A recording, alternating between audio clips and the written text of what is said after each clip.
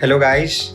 I hope you all are doing well and awesome, and it's another beautiful day. And I have got some amazing announcements to make from the blockchain and the crypto space. So, JP Morgan is now supporting, Coinbase and Gemini crypto accounts. So, users can now deposit fiat on ramp and off ramp. And this is something coming from JP Morgan and Chase because they were the ones, their CEO, Jamie Dimon, to call Bitcoin a fraud. And it turns out that they have realized the potential of crypto community on a whole and decided to kind of accept the deposits and withdrawals and provide support to them. The other big announcement is that the biggest automobile companies like Tesla, BMW is now using blockchain for their supply chain management and also possibly securing future of self-driving cars. So to know more about these news and events, you can just follow snappabuzz.com and you'll get all the details there. So cheers guys, take care, bye bye, and that's a blockchain in a minute for you.